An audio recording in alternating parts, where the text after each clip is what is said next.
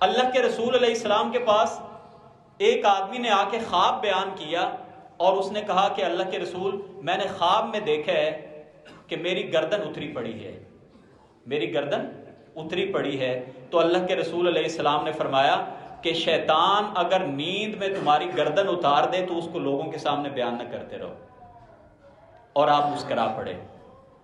کیونکہ ہمیں حکم یہ دیا گیا ہے کہ اچھے خواب لوگوں کے سامنے بیان کریں، لیکن جو برے خواب ہیں نا، ڈراؤنے خواب ہیں، وہ لوگوں کے سامنے بیان نہ کریں۔ اب خواب یہ ایک الگ سے ٹاپک ہے، کیونکہ ہر خواب سچا بھی نہیں ہوتا، ہر خواب جھوٹا بھی نہیں ہوتا، اور خواب کی تعبیر پوچھنا یا تعبیر بتا دینا، میرا خیال ہے کہ اس دور میں جو آدمی یہ کہے کہ میں خواب کی تعبیر 100% صحیح بتاتا ہوں، تو میں کم از کم سمجھتا ہوں کہ وہ آدمی جھوٹ بول رہے ہیں۔ یہ اللہ نے انبیاء کو علم دیا تھا۔ ہاں کچھ خواب ایسے ہیں جن کے بارے میں اللہ کے رسول نے وضاحت کر دی کہ اگر ایسا خواب ہو تو اس کی تعبیر یہ ہو سکتی ہے، لیکن کنفرم کر کے یہ کہنا کہ اس کی یہی تعبیر ہے، یہ بات درست نہیں ہے۔ پھر یہ پوچھا جاتا ہے کہ آپ رات کو کیا کھا کے سوئے تھے، کیا آپ باوضو سوئے تھے، کیا آپ دن کو سوچتے تو نہیں رہے؟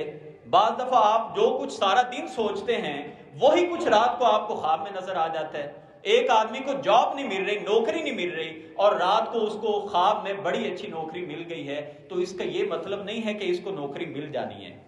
ممکن ہے مل جائے، مگر اس کو خواب اس لیے آیا ہے کہ سارا دن جو کچھ یہ سوچتا رہا وہی باتیں اس کو رات کو وہ سیڑھی کی طرح دوبارہ اس کے دماغ پہ چلنی شروع ہو گئی۔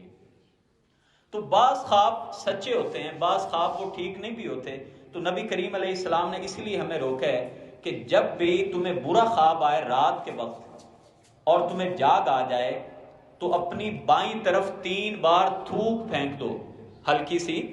جیسے تھوڑی سی تھوک پھینکنا، اور ساتھ میں اعوذ باللہ من الشیطان الرجیم پڑھو، کیونکہ یہ شیطانی خواب ہے، اور شیطان کو بھگانے کی جو دعا ہے وہ کیا ہے؟ اعوذ باللہ من الشیطان الرجیم۔